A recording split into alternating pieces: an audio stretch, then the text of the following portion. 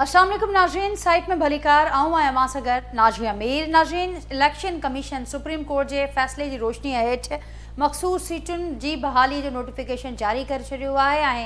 इन नोटिफिकेशन जे जारी थियण खां पोइ जेके 74 मख़सूस सीटूं आहिनि क़ौमी असैम्बली ऐं सूबाई असैम्बली में, उहे हाणे बहाल थी चुकियूं आहिनि। मुस्लिम लीग नून, Pakistan peoples party, JUI, MQM, PTIP ऐं उन खां सवाइ नाज़रीन मुख़्तलिफ़ पार्टियुनि खे उन फ़ैसिले खां पोइ ज़ाहिरा जेके वाधू सीटूं आहिनि उहे मिली चुकियूं आहिनि। ऐं इन फ़ैसिले खां पोइ इन नोटिफिकेशन जे साम्हूं अचण खां पोइ हाणे क़ौमी असैम्बली अंदरि जेको हुकमरान इतिहाद आहे उनखे हाणे 2/3 अक्सरियत हासिल थी वई आहे।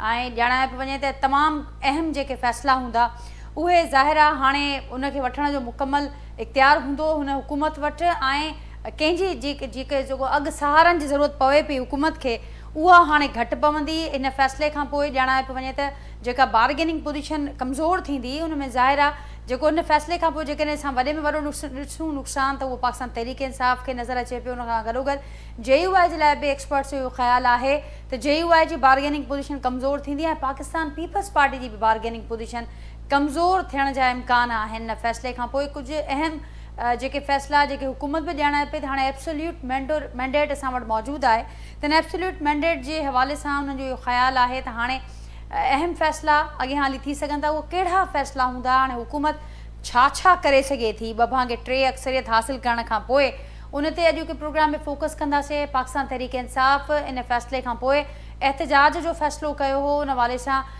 आशूरे खां पोइ PTI जे बानी पारां इहा हिदायत कई वई त कारकुन तयारु रहनि, पर गॾोगॾु उन्हनि खे इहो डपु बि आहे ओवरऑल त जेके मामला रहिया आहिनि पार्टी जे अंदरि जा जेके इख़्तिलाफ़ हुजनि, ॿिया मामला हुजनि, उन खां पोइ ऐं हीअ जेका ताज़ी सूरत हाल पैदा थी आहे उन खां पोइ बेफ़ाई जे डप खां इहो बि फ़ैसिलो वरितो वियो आहे त हिकु भेरो ॿीहर जेके मेंबर्स आहिनि PTI जा उन्हनि खां ॿीहर हल्फ़ वरितो वञे।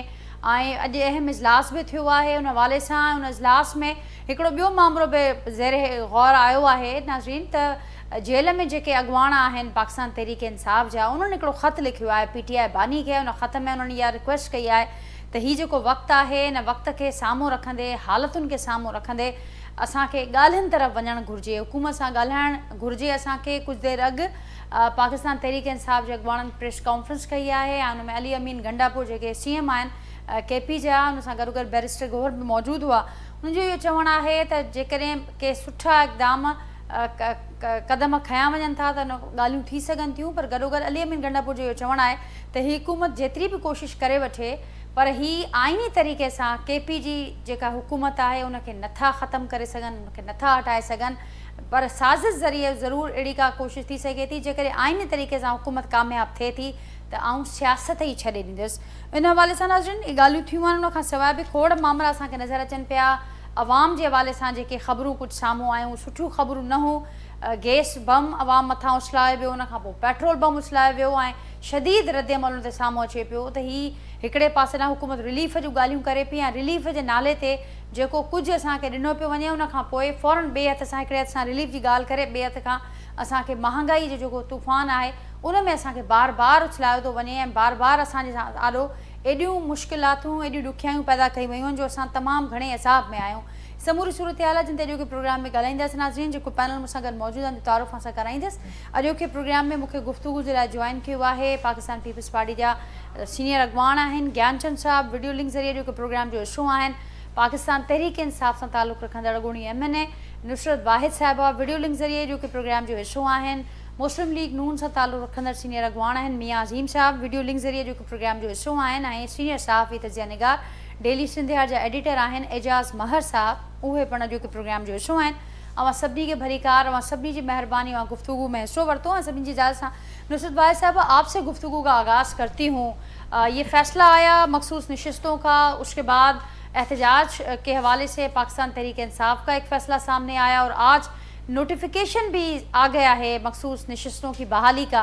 क्या कहेंगी आप? पाकिस्तान तहरीक इंसाफ़ के लिए बड़े ऑप्शंस महदूद होते जा रहे हैं। ख़ुद पाकिस्तान तहरीक इंसाफ़ के जो रहनुमा जो इस वक्त जेल में मौजूद हैं, उनका ये कहना है कि इस वक्त मुज़ाकरात के सिवा कोई हल नहीं, कोई रास्ता नहीं। और वो ख़त लिखा भी है उन्होंने, और ये भी कह रहे हैं कि मुज़ाकरात ही होने चाहिए। आज के इजलास में भी इसकी तायद हुई है कि मुज़ाकरात ही वाहिद हल है। क्या कहेंगी आप? मेहरबानी। بہت شکریہ ناچی اپنے پروگرام میں مجھے لینے کا. یہ مذاکرات جو حل ہے، جو صرف یہ جو لاہور سے جن لوگوں نے بھیجا ہے ان کی خط کی بات کر رہی ہیں آپ، کہ ہمارے chairman P T I Imran Khan صاحب کی بات کر رہی ہیں؟ جی عمران خان صاحب کو لکھا ہے خط پاک جیل سے، اس میں شاہ محمود قریشی صاحب ہیں، یاسمین لاہور راشد صاحبہ لاہور ہیں، محمود ہے جی. الرشید صاحب ہیں. جی جی جی. لیکن خان صاحب نے ہمیشہ یہ بات کی ہے کہ اگر بات چیت کرنی ہے تو اسٹیبلشمنٹ سے بات چیت کرنی ہے. حکومت کے ہاتھ میں کیونکہ کوئی ڈیسیجن پاور نہیں ہے، اور یہ لوگ ویسے بھی حکومت میں غلط طریقے سے آئے ہوئے. 17 سیٹوں والوں کو حکومت مل گئی ہے، تو ان لوگوں سے بات چیت کرنے کا کوئی فائدہ نہیں ہے. اگر کچھ لوگ سمجھتے ہیں کہ ان سے بات چیت کرنی چاہیے، تو اس سے سب سے پہلے جو امپروومنٹ آئے گی وہ وہاں سے عمران خان صاحب سے آئے گی. تو میں نہیں سمجھتی کہ یہ کوئی صحیح بات ہے کہ حکومت سے مذاکرات کیے جائیں، کیونکہ حکومت پھر وہی بات میں کہوں گی کہ ان کے ہاتھ میں کوئی ڈیسیجن پاور نہیں ہے. جنہوں نے ڈیسیجن لینا ہے ان سے بات کرنی چاہیے. باقی وہ جتنا مرضی کہتے رہیں کہ سیاست میں نہیں ہے، سیاست میں نہیں ہے، اس سے فرق نہیں پڑتا. وہ سیاست میں ہیں اور ملک اصل میں وہی لوگ چلا رہے ہیں سارا کچھ. یہ تو جو کسی کی 6 سیٹیں، کسی کی 5 سیٹیں، کسی کی کچھ، کسی کی کچھ، تو ان کے ہاتھ میں نہ پاور ہے، نہ کوئی ڈیسیجن میکنگ ہے، نہ کچھ اور چیز ہے جس کے اوپر ان سے بات چیت کر کے تو اپنا وقت ضائع کرنے کے علاوہ کوئی اور دوسری چیز نہیں ہے. تو پھر دوسری اس صورت میں پی ٹی آئی کے پاس آپشنز کیا بچتے ہیں نصرت وائز صاحبہ؟ جو آج آپ نے بات کی اور معنی خیز مذاکرات کی بات ہوئی ہے، آج کے پی ٹی آئی کے پارلیمانی اجلاس نے تائید بھی کی ہے اس خط کی کہ ایسا ہی کچھ ہونا چاہیے، کیونکہ راستے آپشنز بڑے محدود ہو گئے ہیں اس صورتحال میں پاکستان تحریک انصاف کے پاس. دیکھیے، تحریک انصاف کو شروع دن سے ان لوگوں نے ختم کرنے کی کوشش کی ہے. یہ بات آج سے نہیں ہوئی ہے. جب ہماری حکومت کو ٹاپل ڈاؤن کیا گیا اور اس کے بعد جو 3 جنوری کو جو فائز عیسیٰ صاحب تھے، انہوں نے جو فیصلہ لیا پارٹی کو ڈسالو کرنے کا، اس کے نشان لینے کا، اس کا جھنڈا لینے کا، اور اس کے بعد ایک عجیب و غریب چیز شروع ہوتی ہے جی، جو ہمارے کینڈیڈیٹس ہیں ان کے سپورٹر، ان کے سیکنڈرز کو مارا جا رہا ہے، قید کیا جا رہا ہے، پیپر پاڑے جا رہے ہیں. لوگوں نے 10 فارم اپنے ہاتھ میں رکھے کہ کسی نہ کسی طرح کوئی تو جمع ہو جائے. وہ ہو گیا. پھر اس کے بعد جو نشانات دیے گئے اس پہ ان کا خیال یہ تھا کہ چونکہ ہم نے تو جان بوجھ کے ان کو ان پڑھ رکھا ہوا ہے ساری عمر سے، ان کو تو پتہ ہی نہیں چلے گا یہ پی ٹی آئی کا جھنڈا نہیں دیکھیں گے، نشان نہیں دیکھیں گے، تو اس سے ملتے جلتے نشان بنا کے اس کے ساتھ ساتھ کر دیے. کہ ان کا خیال یہ تھا کہ لوگ دے کے آ جائیں گے ووٹ گیارہویں لیگ کو یا پیپلز پارٹی کو، اس کے بعد تو کوئی حکومت کوئی اور پارٹی ایسی رہ نہیں جاتی. لیکن لوگ چونکہ بہت زیادہ شعور ان کے اندر ڈال چکے تھے عمران خان صاحب، تو انہوں نے پھر اپنے جو بھی علاقے کے بڑے تھے ان سے پوچھا اس علاقے کا کیا نشان ہے، اور پھر آپ نے رزلٹ دیکھا کہ کیا رزلٹ تھا کہ 180 سیٹس ہم جیت چکے تھے. لیکن اس کے بعد فوراً سارا کچھ الٹا پلٹا کیا گیا اور پھر ان لوگوں کو جتا دیا گیا. چلو جی، ان کی حکومت بن گئی، یہ آ گئے. لیکن بات یہاں پہ ختم نہیں ہوتی. بات یہ ہے کہ یہ جس دن سے حکومت میں ہے یا نہیں ہے اس سے فرق نہیں پڑ رہا. پی ٹی آئی کو نیچے سے نیچے کرنے کی کوشش کی جا رہی ہے. اس کو ایکچولی یہ لوگ چاہتے ہیں کہ پی ٹی آئی کسی طرح اس سے ختم ہو جائے. اور جس طرح سے یہ لوگ پچھلے 40-50 سال سے 2 پارٹیاں حکومت کر رہی ہیں، ایک دفعہ ایک آتی ہے، دوسری دفعہ دوسری آتی ہے، باری لگتی ہے، کچھ ایک دوسرے کو برا بھلا کہہ دیتے ہیں، اس کے بعد پھر وہیں کے وہیں شروع ہو جاتے ہیں. تو وہ والی چیز دوبارہ سے ہو جائے اور پی ٹی آئی ختم شد ہو جائے. تو ابھی تک تو نہیں ہوئی انشاءاللہ، اور آئندہ بھی نہیں ہوگی. اور جب تک ہمارا chairman P T I Imran Khan صاحب زندہ ہیں تب تک میں نہیں سمجھتی کہ کوئی اس طرح کی چیز ہوگی. اللہ پاک کو زندگی اور صحت دے. لیکن خان صاحب کے حوالے سے تو خود ان کے ہمشیرہ کا یہ کہنا ہے کہ وہ مائنس ہو گئے ہیں. ان کو مائنس خود کسی اور نے نہیں کیا، ان کے پارٹی کے رہنماؤں نے کر دیا ہے. دیکھیں، اس سے فرق نہیں پڑ رہا. پارٹی کے رہنما جو ہیں سارے کے سارے بانس تھے یا ڈنڈے تھے جو کھڑے ہوئے ہیں، جن کے نام تک خان صاحب نہیں جانتے تھے کہ کس کو کھڑا کیا اور کس نے کھڑا کیا.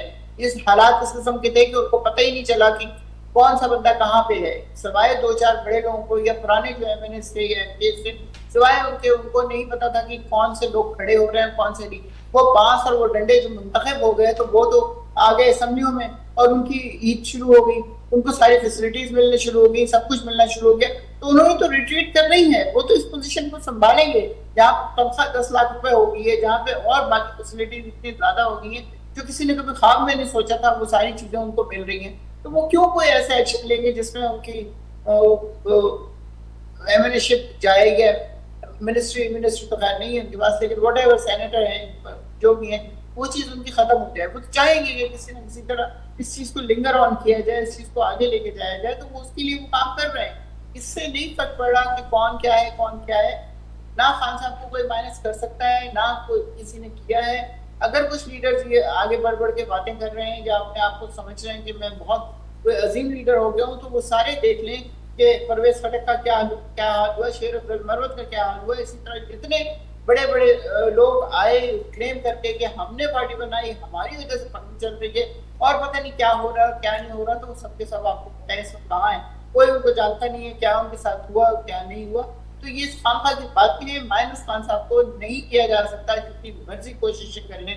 خان صاحب ایک اصل میں خان صاحب ایک انسان سے بڑھ کے ایک آپ سمجھے نظریہ بن چکے ہیں, ایک برانڈ بن چکے ہیں. جو چھوٹے سے چھوٹا بچہ اور 80 اور 85 سال کی عمر کے لوگ سب ان کے فین ہیں. فین اس طرح ہیں کہ جو انہوں نے 3 ساڑھے 3 سال کی حکومت کی, شاید پہلی دفعہ مزدوروں کو پتہ چلا کہ ہمارا کوئی ہمدرد ہے, اسٹوڈنٹس کو پتہ چلا کہ ہمارا کوئی ہمدرد ہے, کسانوں کو پتہ چلا کہ کوئی ہے ایسا انسان جو ہمارا خیال رکھ سکتا ہے. جو پرائم منسٹر ہاؤس میں بلا کے جب ان سے میٹنگ کی تو ان کا لیڈر رو رہا تھا, وہ کہتا ہے ہم تصور نہیں کر سکتے تھے کہ ہمیں کوئی پرائم منسٹر ہاؤس میں بلائے گا. تو یہ بہت ساری ایسی چیزیں کی انہوں نے جو باقی حکومتوں میں آنے والے یا رہنے والے یا ابھی تک جو ہے وہ کبھی سوچ بھی نہیں سکتے کہ وہ کسی کے لیے کچھ کریں گے. لیکن اب آگے کیسے بڑھیں گے نصرت صاحبہ؟ شاید اسی لیے پارٹی کے سینئر جو رہنما ہیں جو ابھی تک جیلوں میں موجود ہیں وہ یہ سمجھتے ہیں کہ کوئی نہ کوئی راستہ بہرحال نکالنا ہوگا اور اس پر پاکستان تحریک انصاف کو سنجیدگی سے سوچنا ہوگا. آگے بڑھتے ہیں, میرے ساتھ میاں عظیم صاحب بھی ہیں, گیان چند صاحب بھی ہیں, اعجاز مار صاحب بھی ہیں.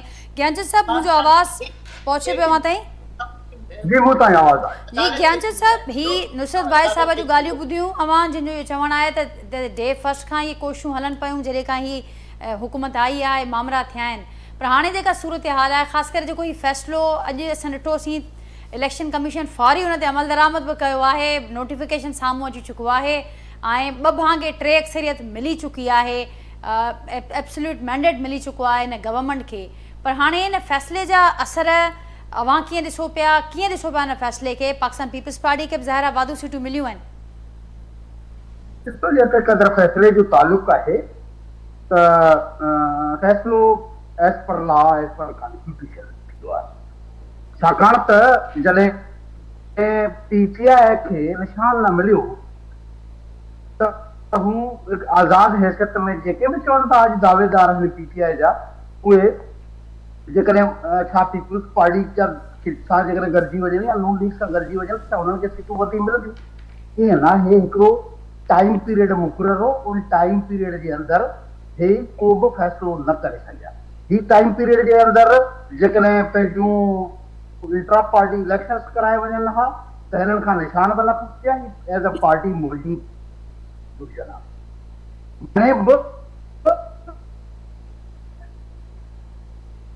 जी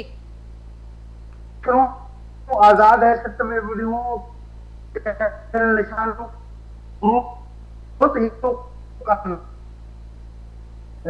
मिली विया. जेको चवंदा आहियूं त कानून आहे जेको लॉ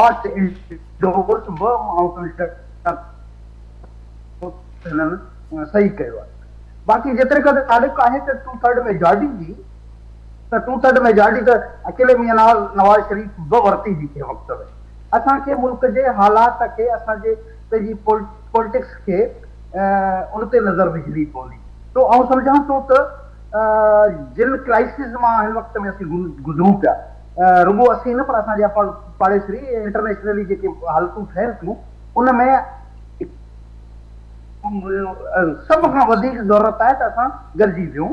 तो आउं इहो चवंदुसि त हाणे जेके PTI जे लीडर्स जेके जेलनि में आहिनि उन्हनि हिमत ॿधी आहे त उन्हनि पंहिंजे ई लीडर खे ख़त लिखियो आहे त बेवकूफ़ी छॾियो, तव्हां ॻाल्हियुनि तरफ़ अचो. मूंखे नज़र अचे थो कुझु माण्हू खे ख़बर आहे त सियासत में तो वठंदो, उन में हिननि क्राइम्स कया आहिनि, हिननि कानून तोड़िया आहिनि, उन्हनि खे फेस करणो पवंदो. उन्हनि मां जेकॾहिं वठण था चाहिनि, को NRO करण था चाहिनि त पोइ ॻाल्हियूं करणियूं पवंदियूं. किन टर्म्स एंड कंडीशन ते गिव एंड टेक्स ते मामला अॻिते वधी सघनि था. तो जेकॾहिं हिननि खे इहो अक़ुलु अची चुको आहे त हीउ कुझु बहितरी तरफ़ वेंदा. जेकॾहिं अञा बि हिननि उहा ई पंहिंजी ज़िद ऐं अना रखंदा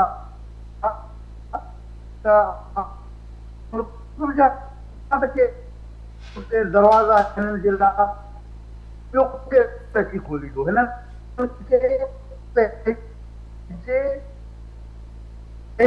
पानी के दरवाजे सूरत हाल या गवर्नमेंट जे पोजीशन से अपोजिशन जे पोजीशन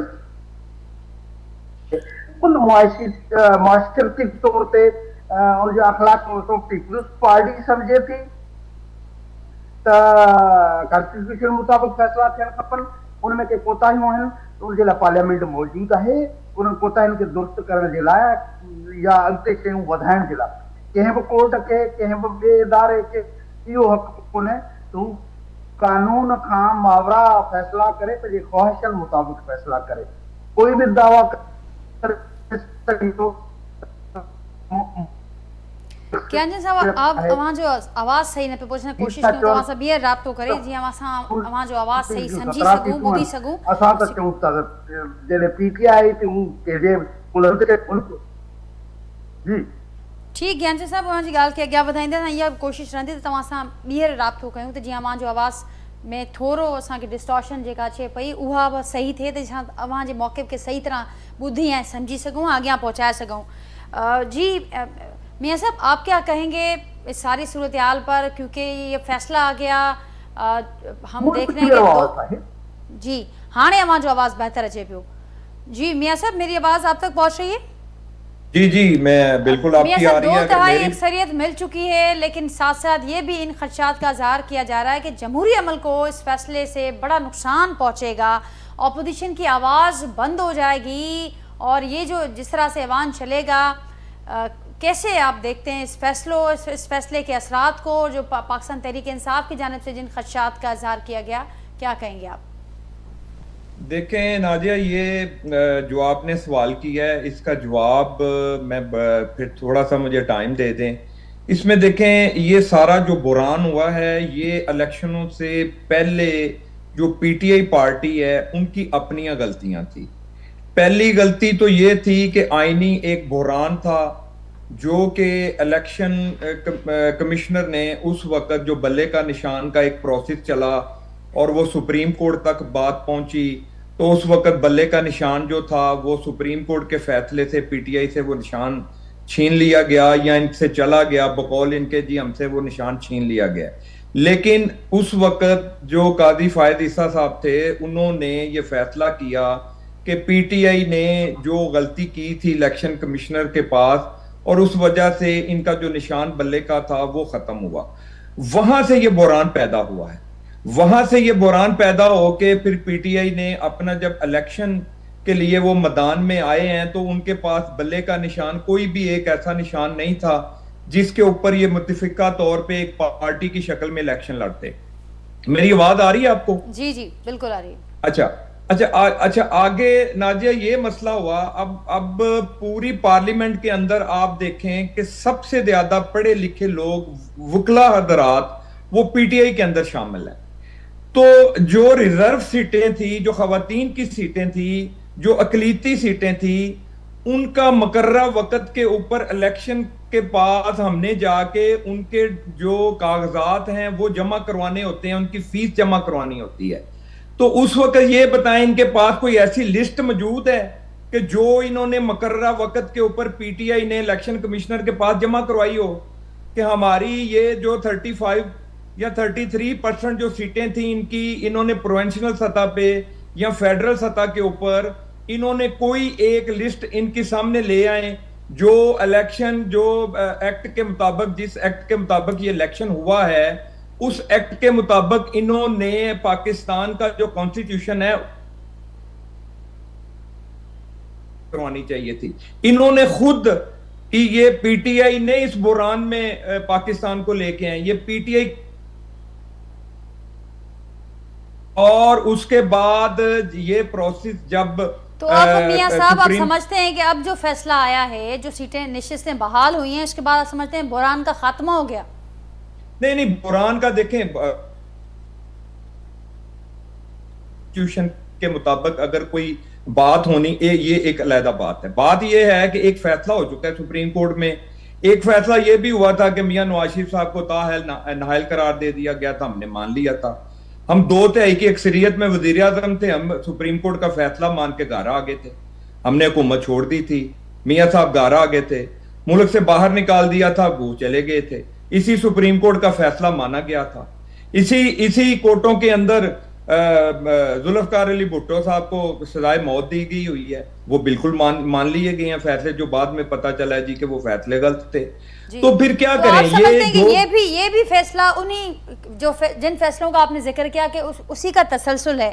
تو جس طرح سے راستہ نکالا پاکستان پیپلز پارٹی نے یا مسلم لیگ نون نے اس قسم کے حالات کے بعد، آپ سمجھتے ہیں کہ پی ٹی آئی کو بھی کوئی راستہ نکالنا چاہیے؟ اب پی ٹی آئی کے سینئر رہنماؤں کی جانب سے یہ مذاکرات کا مشورہ بھی دیا گیا ہے، بات بھی سامنے آئی، آپ سمجھتے ہیں کہ پی ٹی آئی کو بھی اب اس طرف سوچنا چاہیے؟ میں یہ سمجھتا ہوں کہ پی ٹی آئی کو سب سے پہلے یہ سوچنا چاہیے کہ دیکھیں 2/3 اکثریت تو ہمیں مل گئی ہے، لیکن پھر بھی پی ٹی آئی کو یہ دیکھنا چاہیے جن بحران سے یہ الیکشن یہ سارا پروسیس ہوا ہے، کیا ہمیں مزید اس پاکستان کے جو کانسٹیٹیوشن ہے اس میں کوئی مزید امینڈمنٹ کی ضرورت ہے، جہاں پہ ہمارا کانسٹیٹیوشن سائلنٹ ہو جاتا ہے، جہاں پہ ہمیں کوئی ایسا آئینی راستہ نہیں ملتا تو وہاں پہ ہمیں قانون سازی کی ضرورت پڑتی ہے. تو یہ جو ساری چیزیں ڈیولپ ہوئی ہیں یہاں پہ قانون سازی کی ضرورت ہے. اگر اس طرح کے حالات پیدا ہوتے ہیں کہ اگر ابھی دیکھیں ان کے پاس جو ایک پارٹی کا انہوں نے سٹیکر اپنے ماتھے پہ لگایا ہوا تھا، سنی اتحاد کا، جو انہوں نے کہہ رہے تھے جی یہ ہم اس پارٹی کے چھتری کے نیچے ہیں، تو بھائی آپ اس پلیٹ فارم سے ہی کاغذ جمع کروا دیتے خواتین کی لسٹوں کے، یہ ریزرو سیٹوں کی، اس سے جمع کروا دیتے اور اس کے نشان کے اوپر آپ الیکشن لڑتے. یہ تو ان کی غلطی تھی. اب یہاں پہ یہ مسئلہ ہے کہ پارلیمنٹ کے اندر اگر فرض کریں کوئی ایک گروپ الیکشن جیت کے آ جاتا ہے، 100 سیٹیں لے لیتا ہے، 50 لے لیتا ہے یا اس سے زیادہ لے لیتا ہے، کیا وہ گروپ اگر الیکشن جیت کے آتا ہے ان کو ریزرو سیٹیں ملنی چاہیے یا نہیں ملنی چاہیے؟ یہ ایک آئینی بحران ہے. اس کے اوپر جو ہے میں یہ سمجھتا ہوں ایک امینڈمنٹ ہونی چاہیے، ایک پاکستان کے کانسٹیٹیوشن کے اندر یہ ساری چیزیں دیکھنی چاہیے. جو الیکشن کمیشنر کا ایکٹ ہے وہاں پہ امینڈمنٹ لے کے آنی چاہیے ہمیں کہ جی یہ ہم ایک بحران سے گزرے ہیں، وہ چاہے پی ٹی آئی ہو، کل کو کسی اور پارٹی کے اوپر بھی یہ ہو سکتا ہے. تو یہ قومی مسئلہ ہے، یہ پی ٹی آئی کا مسئلہ نہیں ہے. پی ٹی آئی تو سامنے آیا ہے، لیکن پی ٹی آئی کو چاہیے کہ پارلیمنٹ کے اندر وہ موجود ہے، وہ پاکستان کے لیے ایک مثبت رول ادا کریں، پاکستان کے کانسٹیٹیوشن کے لیے کریں، عوام کی فلاح کے لیے کریں، عوام کی بہتری کے لیے کریں. وہ پارلیمنٹ کے اندر پہلے بھی آئے تھے، انہوں نے حکومت بھی 3 سال کی ہے، ان کو بہت زیادہ ایکسپیرینس ہونا چاہیے. اور ایک صوبے میں ان کی حکومت ہے، وہاں پہ جو سلطان رائی صاحب انہوں نے بٹھائے ہوئے ہیں وزیر اعلیٰ صاحب، ان کو تھوڑا سا سمجھائیں کہ وہ ایک سیاسی رول ادا کریں اپنی پارٹی کے لیے، ملک کے لیے، صوبے کے لیے، اور ایک مثبت سوچ کے ساتھ وہ آگے چلیں، اپنے صوبے کو لے کے چلیں، فیڈرل کے ساتھ مل کر پروونشنل کو چلائیں اور وہاں پہ ہم لوگوں کے مسائل حل کریں. اب دیکھیں وہاں پہ جو لیکن میاں صاحب آج ضرور آپ نے پریس کانفرنس سنی ہوگی، وہ یہ کہتے ہیں کہ مسائل پیدا کیے جا رہے ہیں. ابھی جو رجیم چینج کرنے کی کوششیں ہو رہی ہیں وہ تو سازش کا نام دے رہے ہیں. وہ کہہ رہے ہیں کہ سازش کے سوا کسی آئینی طریقے سے تو آپ یہ کوشش نہیں کر سکتی حکومت، اور اس میں کامیاب بھی نہیں ہو سکتی. دیکھیں بات یہ ہے کہ ایسا کچھ سوچ رہی ہے کیا حکومت؟ نہیں میری بات سنیں. بات یہ ہے کہ حکومت جو بھی حکومت کر رہا ہوتا ہے، کیا وہ جو فیڈرل میں حکومت ہوتی ہے تو ان کی کوشش یہ ہوتی ہے کہ پرامن طریقے سے ایک پروسیس چلتا رہے اور جس بحران میں ملک ہے وہاں سے ہم نکالنے کی کوشش کریں. تو ہم تو بالکل نہیں چاہتے. آپ کو یاد ہوگا کہ جب پہلی دفعہ پی ٹی آئی کو حکومت ملی تھی تو وہ حکومت بھی میاں محمد نواز شریف کی مرضی سے ملی تھی. ہم نے تعاون کیا تھا ان کے ساتھ. میں یہ سمجھتا ہوں، میں عہد نون لیگ میں یہ سمجھتا ہوں کہ پاکستان مسلم لیگ کی وہ سب سے بڑی غلطی تھی. ہمیں اس وقت ان کو حکومت نہیں دینی چاہیے تھی. ایسے لوگوں کو حکومت ملنی ہی نہیں چاہیے تھی. آپ اس صوبے کے اندر دیکھیں، ابھی ڈسکا میں جن بچوں کی جان، جو فیملی اس دنیا سے گئی ہے ان کی نالیکی سے، جو سیاحت کے میدان کے اندر یہ صفر ہیں، اور سب سے زیادہ جو وہاں پہ پنجاب سے سندھ سے لوگ جاتے ہیں، اور ان کی سہولت کے لیے 12 سال ہو گئے ان کی حکومت کو. اور یہ مجھے کسی ایک شعبے میں بتائیں انہوں نے وہاں پہ کوئی ایسی کارکردگی دکھائی ہو جو انہوں نے عوام کو سہولت دی ہو کہ جی یہ کہہ سکیں کہ ہم نے پی ٹی آئی کی جو ہماری حکومت ہے 12 سال میں ہم نے اس صوبے کو یہ फैसिलिटी तो मियां साहब इसका फैसला अवाम पर नहीं छोड़ना चाहिए? आप नहीं समझते इसका फैसला अवाम पर छोड़ना बिल्कुल चाहिए? नहीं, बिल्कुल देखें अवाम फैसला करती है, देखें अवाम ने फैसला करके इनको बेच दिया है। अब अगर आप ये कहेंगे कि अवाम अब 5 साल इनको देखते रहें, अवाम बिल्कुल जब हम वापस अवाम के पास जाएंगे हमारी जो कारकर्दगी है बिल्कुल वो सामने आएगी और हमने उसके ऊपर उनको दोबारा जब जाके वोट का कहना है तो हमारी कारकर्दगी उस वक्त देखी जाएगी कि क्या हम 5 साल क्या करके आए हैं। तो इनकी कारकर्दगी भी जो है वो सिर्फ और सिर्फ इमरान खान साहब की वजह से इनको वोट मिला है, वो भी एक झूठ की बुनियाद के ऊपर सियासत करते रहे हैं। 3 साल उनको 3.5 साल जो इक्तदार मिला है, प्रैक्टिकल उन्होंने भी कुछ नहीं किया। अब भी आप यकीन करें, अभी मेरी बहन ने जो बात की है, ये सारी बात जो आपने उनसे सवाल किया है, पूरी बात में उन्होंने अपनी पार्टी के अंदर जो उनके मसाइल हैं वो उन्होंने बयान किए हैं। कोई मुझे एक बताएं पीटीआई का कोई शख्स किसी टॉक शो के अंदर देखे उन्होंने पाकिस्तान के मसले को हाईलाइट किया? उन्होंने हमेशा पीटीआई के मसलों को हाईलाइट किया है। मैं ये समझता हूं आपने जो पहले भी सवाल किया है कि एक खत जो जिन्होंने भेजा है महमूद रशीद वगैरह ने, शाह महमूद कुरैशी, और वो बिल्कुल उन्होंने सही बात की है और उस खत के ऊपर इनको गौर भी करना चाहिए। और ये खान साहब को चाहिए कि दोनों बहनों और एक बीवी से बाहर निकले और अपनी जो पॉलिसी है, जो इनके एमएनए हजरात हैं या सेनेटर हैं, इनकी जो क़यादत की कोई एक बंदा डिक्लेयर करें जो इनकी स्टेटमेंट दे और जो मुज़ाकरात की बात करते हैं। तो सबसे पहले तो इनको ये इख्तियार नहीं है कि मुज़ाकरात करेगा कौन जाके, इनकी बहनें करेंगी। Point taken. और इसी पर आप जैसे आपने कहा कि पहले तो तय होना चाहिए कि कौन मुज़ाकरात के लिए आगे आएगा और कहाँ से ये मामला इनिशिएट होंगे। एजाज साहब, अवां वटि ईंदसि, अवां गुफ़्तगू ॿुधी सभिनी पॉलिटिकल अॻवाननि जी, कीअं ॾिसो पिया अवां मामरनि खे ऐं ही सभु सम्झनि पिया त ही जेको ॾुखियो वक़्तु पीटीआई ते आहे, मुस्लिम लीग नून ते बि आयो, पीपल्स पार्टी ते बि आयो, बहरहाल उन्हनि खे विचों को रस्तो कढणो पियो ऐं हिन वक़्तु विचों रस्तो कढण जी ॻाल्हि पीटीआई जे सीनियर अॻवान कनि पिया। त पीटीआई खे उन पासे ॾांहुं सोचणु घुरिजे, उन ते बि ज़रूरु असांखे ॿुधायो ऐं तव्हांजी छा राय आहे। ऐं गॾोगॾु इहो त हाणे 2 भाङे 3 अक्सरियत हिन हुकूमत खे मिली चुकी आहे, केपी वारनि पंहिंजी ॻाल्हि ॿुधाई आहे त उन्हनि खे ख़दशो आहे त रिजीम चेंज कंदा। ॿियो छा कुझु ही हुकूमत करे सघे थी या कहिड़ा अहम फ़ैसिला हाणे हुकूमत जे लाइ करण या कानून साज़ी जे हवाले सां आसान थी चुका आहिनि? को बज़ाहिर का अहिड़ी शइ कोन्हे का जेका हुकूमत करणु चाहींदी हुजे ऐं न करे सघी हुजे। सो ही हाइब्रिड सिस्टम आहे ऐं हाइब्रिड सिस्टम खे हलाइण वारा जेके आहिनि उहे पंहिंजो जेको शइ चाहिनि था, कानून साज़ी पीका ऑर्डिनेंस हुजे, उन में तरमीम हुजे या जेको ॿियूं कानून साज़ी वग़ैरह हुजनि, त उहे पंहिंजे मक़सद ऐं मतिलब जे हिसाब सां कराईंदा रहिया आहिनि। ऐं हाणे बि का अहिड़ी फौरी तौर ते का ऑन कास्ट त कान्हे का, पर अल्टीमेटली जेको हिननि जो एक्सपीरियंस रहियो आहे हाइब्रिड सिस्टम हलाइण वारनि जो, उहे चाहींदा त अञा वधीक पंहिंजे लाइ आसानियूं पैदा कनि ऐं पॉलिटिकल पार्टीज़ जो जेको आहे उहो रोल महदूद कनि। त इन सिलसिले में जेको आहे कुझु बि थी सघे थो, छो त उन्हनि खे कंहिं बि फ्रंट तां मज़ाहमत नथी मिले। अॻ में बि जेको आहे त हिननि जो जेको सेटअप हुयो त उन में को अहिड़ो कानून साज़ी जे हवाले सां या आइन में तरमीम जे हवाले सां मुंहिंजे ख़्याल आहे त को अहिड़ो न हुयो इशू। हाणे जॾहिं हुकूमत थोरी मज़बूत थी आहे, ॾिसूं त मे बी PMLN जेको आहे उहा कीअं थी बिहेव करे इत्तेहादनि सां, ऐं उन में जेको आहे अक्सरियती जेको उनखे मिलियो आहे 123 सीटूं थी वियूं आहिनि उन्हनि जूं ऐं 74 सीटूं थी वियूं आहिनि पीपल्स पार्टी जूं, 22 MQM जूं आहिनि, 10 JUI जूं थी वियूं आहिनि ऐं 80 आहिनि इन सुन्नी इत्तेहाद काउंसिल प्लस PTI ऐं 5 आज़ाद मेंबर आहिनि। त टोटल 336 जी इहा कंपोज़िशन बीठी आहे। त उन में मूंखे त को ख़ासि नथो लॻे पियो। अलबत्ता PTI जेको अॼु हिते मीटिंग कई, उन में हिकिड़ो त तासिर इहो ॾिनो त जेको आहे त असां यूनाइट आहियूं ऐं ॻाल्हियूं बि कंदासीं ऐं एहतजाज बि कंदासीं, ॿई ॻाल्हियूं कयूं आहिनि। त हाणे उहो अली अमीन गंडापुर जेको आहे उहो चैलेंज कयो आहे वफ़ाक़ी हुकूमत खे ऐं इदारनि खे बि त जेको आहे तव्हां में ट्रपल आहे त अचो तव्हां अची असांजी असेंबली ठोड़े, दम अथव त तव्हां असांजी असेंबली ठोड़े ॾेखारियो या हुकूमत ठोड़े ॾेखारियो। मुंहिंजो ख़्याल आहे त उहो हिकिड़ी जेका फीलिंग इहा आहे, मौलाना फज़ल रहमान जो बि क्लियर बयानु अची वियो आहे त उहे कंहिं बि अदम एतमाद जो केपी में हिसो न बणिबा।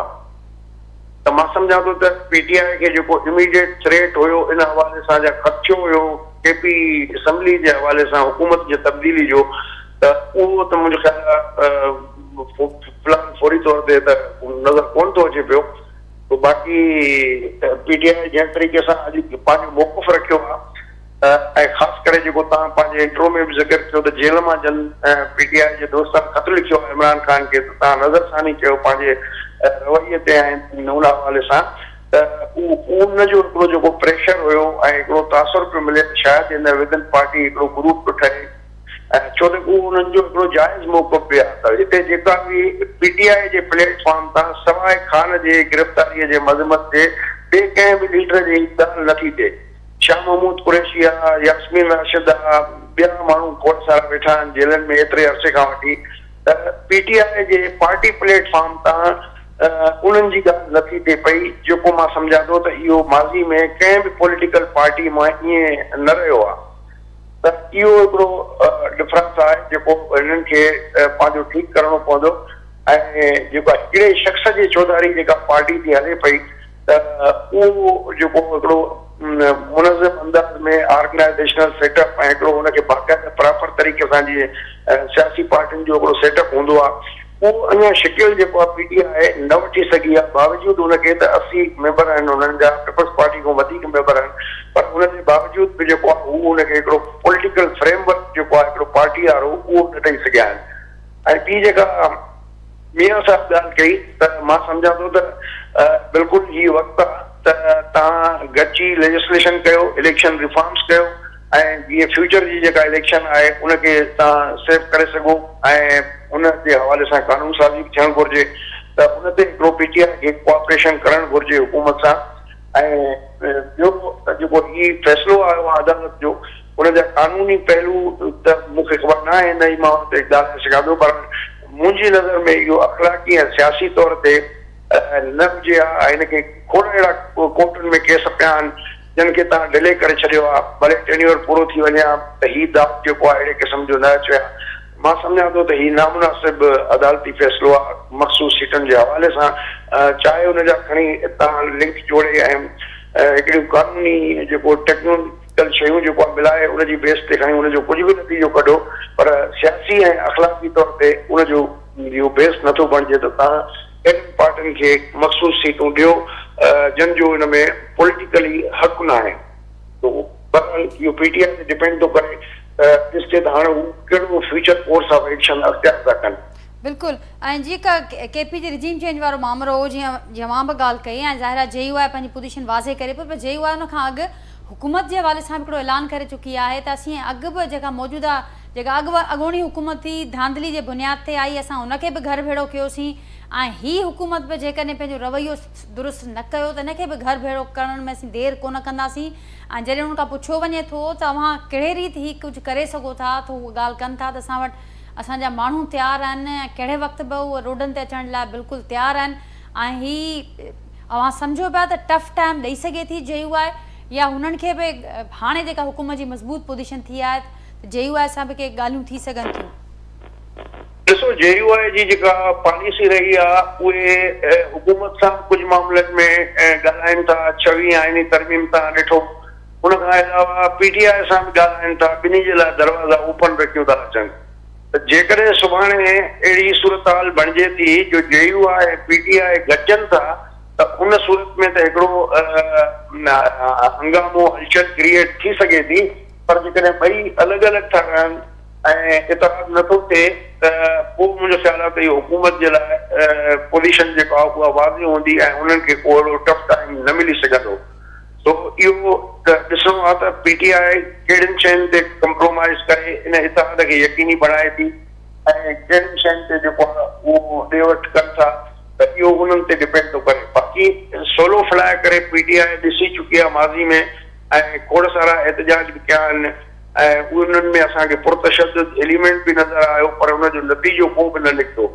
त हाणे भले जेकॾहिं चवनि बि असां पीटीआई वारा त असां मुहर्रम खां पोइ एहतजाज कंदासीं, त उहो ॾिसूं त उन्हनि खे वोट केतिरी थी मिले ऐं उन में पब्लिक सपोर्ट उन्हनि खे केतिरी थी मिले। छो त एॾी वॾी सपोर्ट जेको आहे जेका हिकिड़ो मुल्क जे पूरे सियासी निज़ाम जो बुनियादु धोड़े छॾे, ओतिरी मूंखे नथो लॻे त घटि में घटि पीटीआई खे हिन गिवन सिचुएशन में मिली सघे थी। ठीकु, अव्हां जी ॻाल्हि खे अॻियां वधंदे एजाज़ साहब ऐं ज्ञानचंद साहब, अव्हां कीअं ॾिसो पिया जेका ॻाल्हि एजाज़ साहब कई त हिकिड़ो त सुठी अपॉर्चुनिटी आहे, मियां साहब इहा ॻाल्हि कनि पिया त जिते जिते कॉन्स्टिट्यूशन साइलेंट आहे असीं रिफॉर्म्स करे सघूं था, हिन वक़्तु हुकूमत जी पोज़ीशन मज़बूत आहे ऐं खोड़ शयूं थी सघंदियूं, पर कुझु ख़दशनि जो बि इज़हार थिए पियो।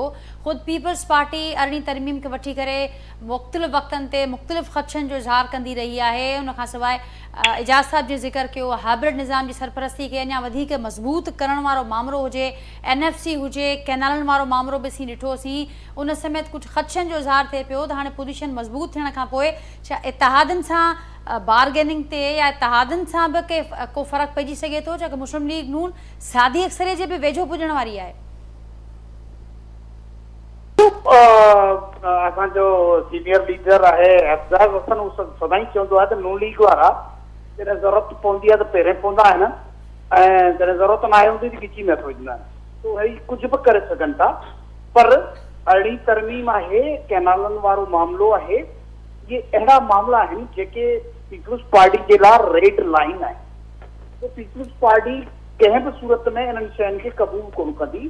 खैबर पख्तूनख्वा जा बि काफ़ी धुरियूं जेके आहिनि उहे उन पाणी जे मामले ते या बलोचिस्तान जेको आहे उन में बि उहे धुरियूं आहिनि। इवन जेका कारपोरेट फार्मिंग आहे उन ते पंजाब जे बि बाशूर माण्हुनि में कुझु ख़दशात आहिनि, त उहे कंहिं हारियुनि नारियुनि खे कोन था न वञनि, इहे किन सरमाएदारनि या किन मख़सूस तबिके खे नवाज़नि जहिड़ा आहिनि। तो नून लीग कंहिं बि हद ताईं वञे, पर जेकॾहिं उन्हनि सभिनी शयुनि खे जेके कंट्रोवर्शियल शयूं आहिनि उन्हनि खे छेड़ियो त हुननि खे हुकूमत में रहण हुन जे लाइ मुश्किल थी वेंदो।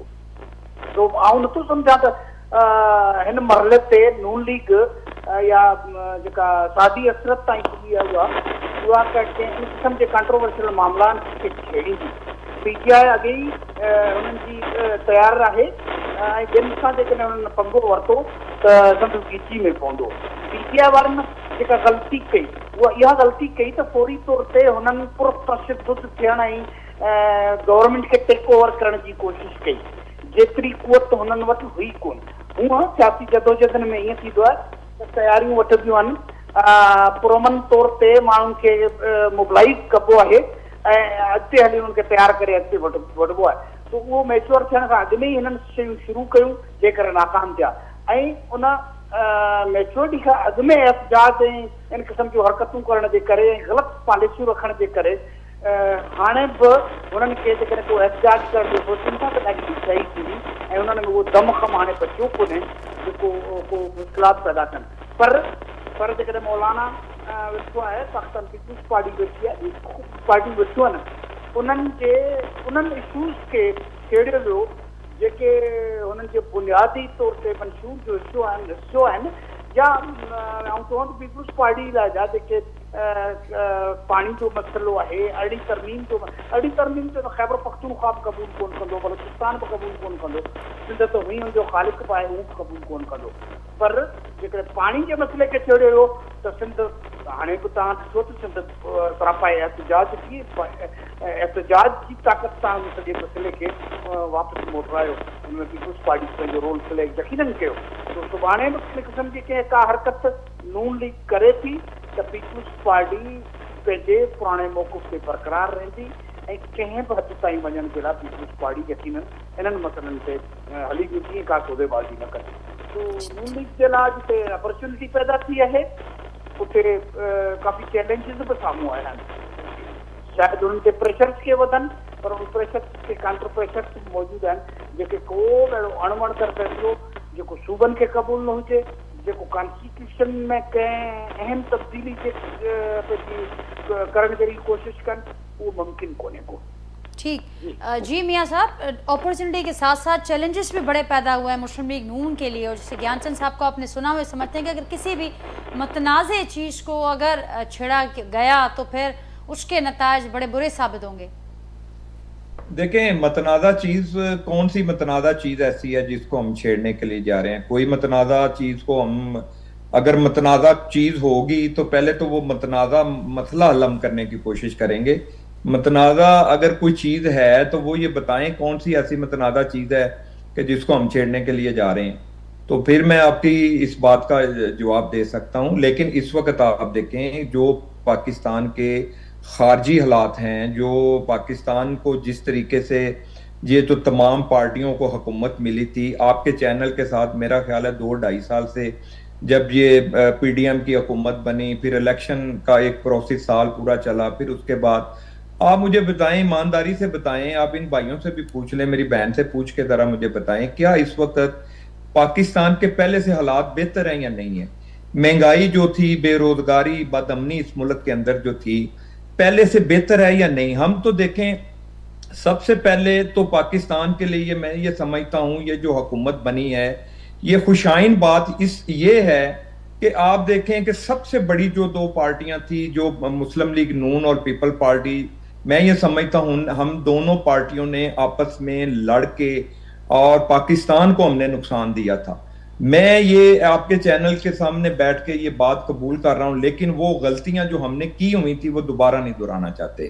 ہم یہ چاہتے ہیں ہم اپنی ذات سے بالا تر ہو کر پاکستان کو آگے رکھ کے ہم نے اپنے مفاد, اپنا ووٹ بینک, ہر چیز, ہمیں تنقید اتنی ہوئی وہ 16 مہینے کی حکومت میں کہ ہمارا ووٹ بینک نیچے گیا, لیکن ہم نے پاکستان کا جو اس وقت ڈیفالٹ ہونے کے لیے جا رہا تھا ہم اس کو بچانے کی کوشش کر رہے میاں صاحب آپ درست فرما رہے ہیں, لیکن بہتری کا, کامیابی کا پیمانہ کیا رکھا گیا ہے, حکومت نے کیا رکھا ہے, وہ اس پر ڈیپینڈ کرتا ہے. کیونکہ میں نے جیسے انٹرو میں بھی ذکر کیا کہ اس وقت عوام کی حالت تو بہت بری ہے, عوام گیس بم, پیٹرول بم, عوام تو بڑے پریشان ہیں.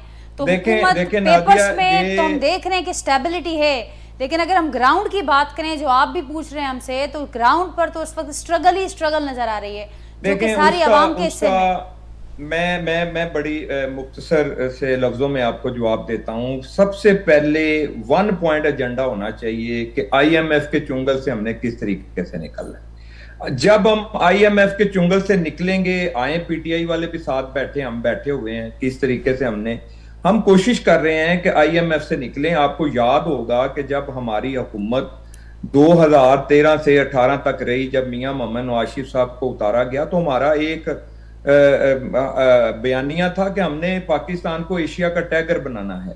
ہم تو اس وقت آئی ایم ایف کو بائے بائے کرنے کے لیے جا رہے تھے. لیکن اس وقت جو آپ کا سوال ہے, اگر آپ نے اس ملک کو ترقی کی راہ پہ گامزن کرنا ہے, اگر اس ملک کی انڈسٹری کا پہیہ چلانا ہے, اگر دیکھیں اب تک تو ہم جو بھی بجٹ لے کے آتے ہیں اس میں آئی ایم ایف کی انوالومنٹ موجود ہوتی ہے یہ, اور ہم بڑی مشکل سے یہ بجٹ جو ہم نے پچھلا بھی پیش کیا ہے اور یہ بجٹ پیش کیا ہے آئی ایم ایف کی بہت ساری شرائطوں کو مد نظر رکھتے ہوئے, عوام کو مد نظر رکھتے ہوئے, جی ڈی پی کا ریٹ کیوں نہیں اوپر جا رہا؟ جی ڈی پی کا ریٹ اوپر نہ جانے کی وجہ بھی آئی ایم ایف ہے.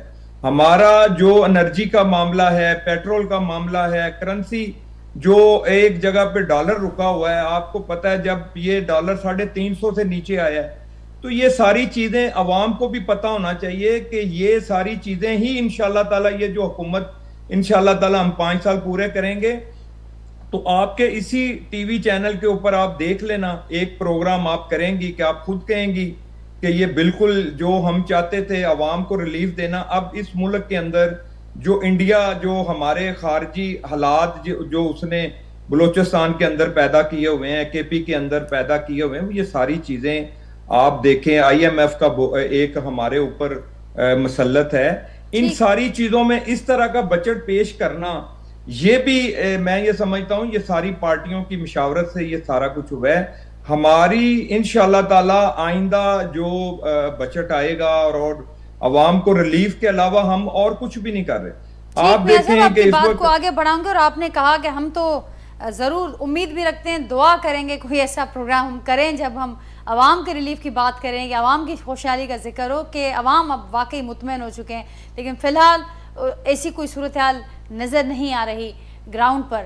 نصرت بھائی صاحب آپ کی طرف آؤں گی, کیا پاکستان تحریک انصاف تیار ہے ایک پیش پر آنے کے لیے؟ آپ نے کہا کہ ہم معنی خیز مذاکرات چاہتے ہیں, ہم چاہتے ہیں کہ مذاکرات ہوں تو اس کا کوئی رزلٹ آئے, وہ معنی خیز ہوں. تو اس وقت जो बात इस वक्त जो जिक्र हुआ यहाँ पर कि हुकूमत की बड़ी इनसे मजबूत इनसे पोजीशन इनसे है, एक सवाल एक ही और भी पेज पर कर सब लेना कि नजर आ रहे हैं। मुज़ाकरात किससे करने हैं, वो तो वो बता चुके हैं जी नुसरत साहबा। तो खुल के उनका नाम बताएं ना।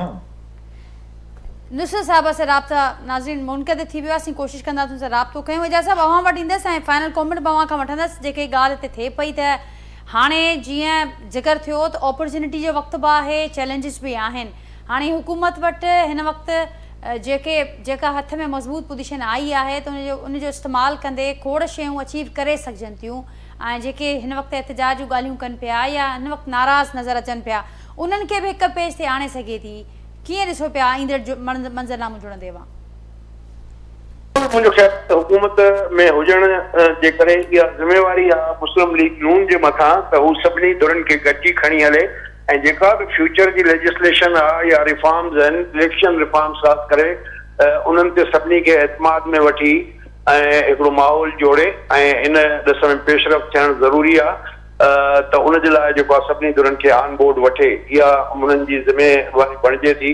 पर विदिन पार्टी जेको आहे मुख़्तलिफ़ पॉलिसीज़ आहिनि, उन्हनि में जीअं शहबाज शरीफ़ साहब जेको आहे हिकिड़ो सॉफ्ट फेस सम्झो वेंदो आहे, ऐं मरियम नवाज़ जेको आहे उहा वरी थोरो हार्ड हिटिंग वारे मामले ते आहे। त उहे जेके लॉबीज़ आहिनि पार्टी जे अंदरि, हाणे ॾिसूं त उन्हनि मां कहिड़ी लॉबी जेको आहे उहो प्रिवेल थी करे ऐं कंहिंजी पॉलिसी जेको आहे उनखे टो कयो थो वञे, त इहो बि ख़ुदि हिकिड़ो चैलेंज हूंदो। पर मां सम्झां थो त पीपल्स पार्टी जॾहिं नून लीग सां गॾु आहे ऐं ॿई इतिहादी बि आहिनि, त उन्हनि जो बि हिकिड़ो काफ़ी एक्सपीरियंस आहे। त इन सभिनी खे गॾिजी हिकिड़ो मुल्की सियासी जेको अफ़रा तफ़री वारो माहौल आहे उन मां निकिरण जे लाइ सीरियस उपाउ वठणु घुरिजनि। ऐं पीटीआई जी बि गॾोगॾु इहा ज़िम्मेवारी थी थिए त हू बि शयुनि खे मेनमानू वारे उन ॾिसण जा बजाए हिकिड़ो पॉलिटिकल जेके रिक्वायरमेंट्स आहिनि फ्यूचर जूं, उन्हनि खे नज़र में रखी, जेको हाणे त जेको नुक़सानु करे चुका आहिनि पंहिंजो, पर जेको मुस्तक़बिल में को अहिड़ो सियासी नुक़सानु कंहिं बि पार्टीअ खे न पहुचे, उनजे लाइ हिकिड़ो अहिड़ो मैकेनिज़म ठाहिणु घुरिजे जंहिंसां सभु धुरियूं जेको आहे उहे इलेक्शन रिज़ल्ट जेके आहिनि उनखे क़बूल कनि। छो त हाणे AI टेक्नोलॉजी जो दौरु आहे, आर्टिफिशियल इंटेलिजेंस जो दौरु आहे, ऐं उन में उहे सभु शयूं एडॉप्ट करे सघजनि थियूं ऐं खोड़ सारा रिफॉर्म्स करे सघजनि था, जंहिंसां चूंड नतीजनि खे शफ़ाफ़ बणाए सघिजे। त मुंहिंजो ख़्यालु आहे इन पासे सभिनी धुरनि खे सोचणु घुरिजे ऐं गॾिजी वेही इन ते को हिकिड़ो रोड मैप तयारु करणु घुरिजे। एजाज़ साहब वरी महिरबानी वांजी, ज्ञानचंद साहब, मियां अज़ीम साहब, नुसरत भाई साहब बि नाज़रीन कुझु देरि लाइ मौजूदु हूं असां सां गॾु। प्रोग्राम मां ॾिठो, पंहिंजे फीडबैक खां आगाह कजो। वरी सुभाणे मां सां मुलाक़ात थींदी, तेसिताईं ॾींदा इजाज़त। अल्लाह हाफ़िज़।